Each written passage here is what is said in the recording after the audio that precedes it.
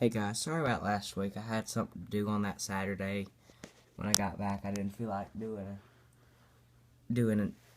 any YouTube, so I apologize for that. But this week I'm back and I'm gonna do 5 cars. So if you think I need to do more or less, or any suggestions, feedback, just give me a comment and I can hopefully use that to my advantage. And today, the first one is a 1933 Ford Roadster.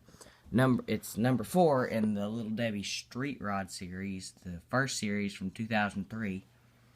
There's all the cars if you want to try to collect them, but I tried to look for some of the other ones and it yielded nothing.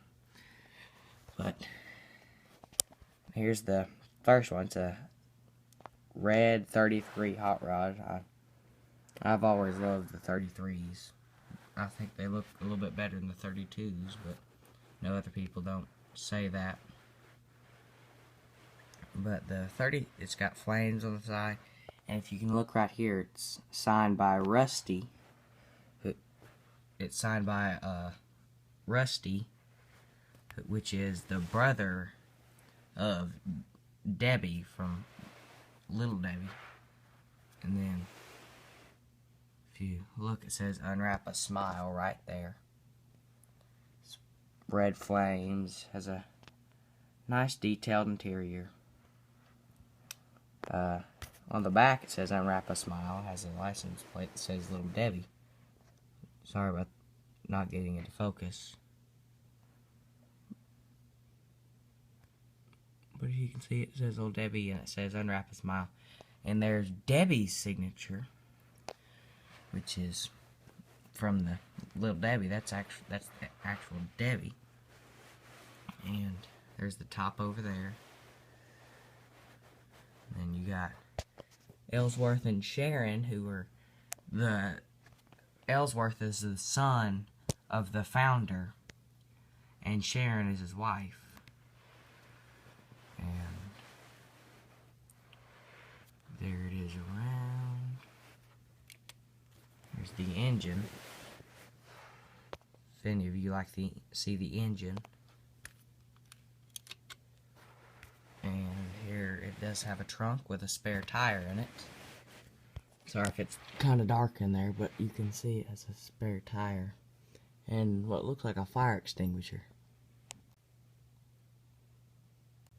And here are the doors open with the top on. And here's one of the most famous cars of all time. A 1964 Shelby Cobra 427 SC. This is actually my parents, their dream car. They do not own one, unfortunately. But this is their dream car. I've always wanted one. Probably always will. I personally love them. And I see them every now and then. I'll see one, a replica, driving out on the road, but that's still quite rare. It's got the wonderful side pipes. Sorry about that. I kind of get little allergies. It's got the side pipes I've always loved. I love the, I don't know what that's called, behind the first seat, the driver's seat, but that always just makes them really nice. It's a 1/18 scale. The Ford was a 1/24. Sorry, I didn't have that in.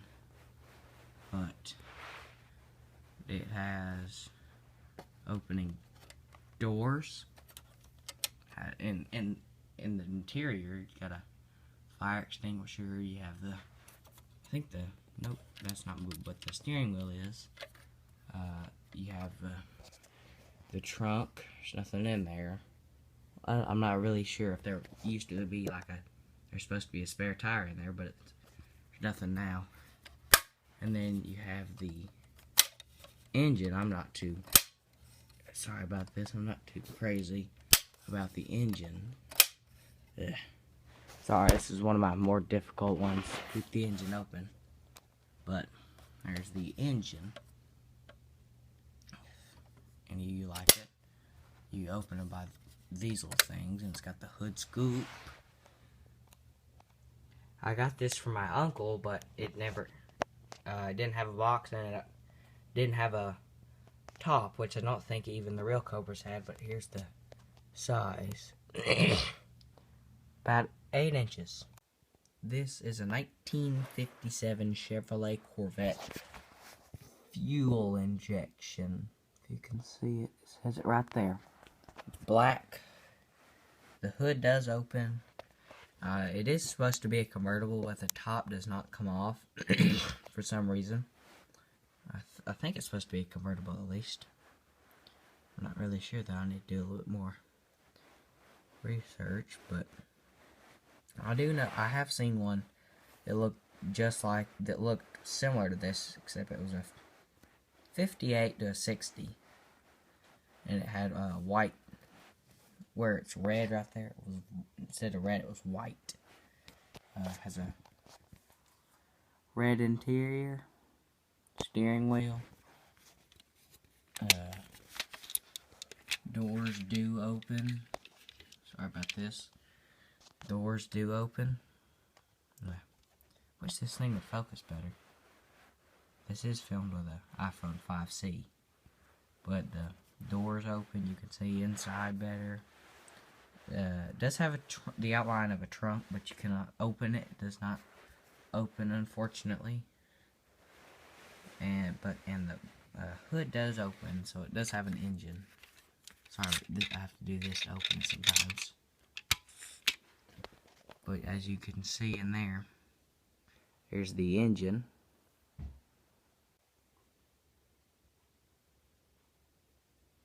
This Corvette is actually a, I don't know what to call it, but when you pull it back, you can hear it click, and then the wheels spin. I'm not sure what it's called, but if you know, please let me know. I have no idea. Next up is a Pontiac Firebird Trans Am. It's a 1970 to a 73. It didn't have a box, so I don't know the exact year, but this is also one of the cars I've loved for a long time. Doors do open. One door, for whatever reason, one door is a lot harder to open than the other one. This one is easy. This one is quite difficult. Don't know why, but the license plate, you can read it. It says nothing. There's no license plate.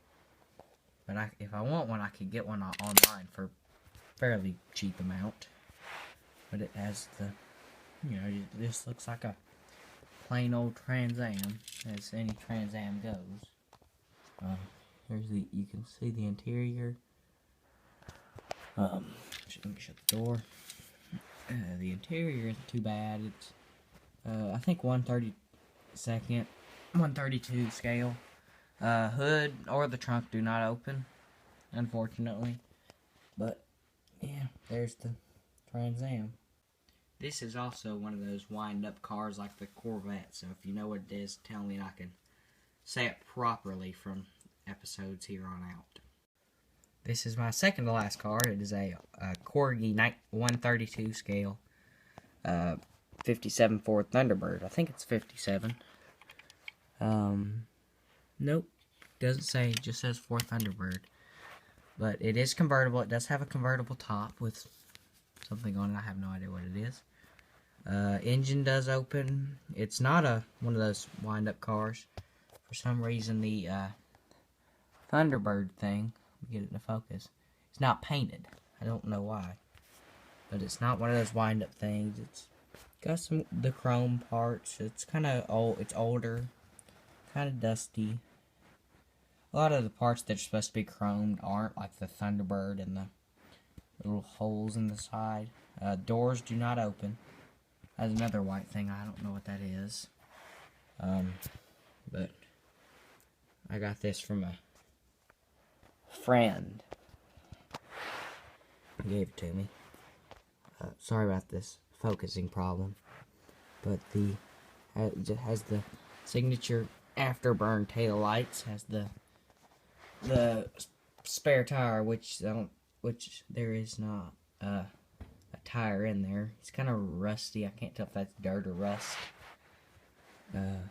Has the normal Thunderbird. Doors don't open, but the trunk does. There's nothing inside the trunk. As you can see, there's absolutely nothing in there. And sorry about this. A lot of my cars have to do this because the engine doesn't open that easily. And there's the engine for all the people who love the engine. And here it is with the top on. There's the size, and there's what it looks like with the top on. And here is the last car of this special edition, I guess I'll call it, since there's 6, and the last one only had, what, 4?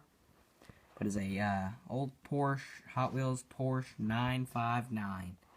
If you can see right here, for some reason the Porsche emblem is larger than it should be, because I've seen Porsches and I've been up close to them, and I know how large it should be, and it's a lot larger. As most Hot Wheels, nothing opens. Don't know why.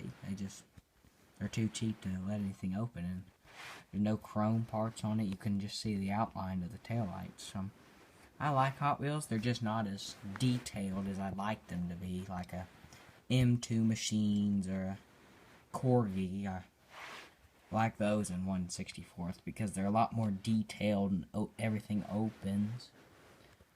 But this is one of my all-time favorite cars. I don't know why. I just kind of like them. If you can see the interior, you probably can't see it really well, but try to get it to focus. Yeah.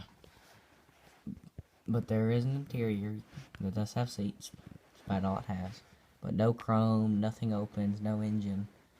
And there it is. There's the last car of the special edition of Showcase Saturday #2.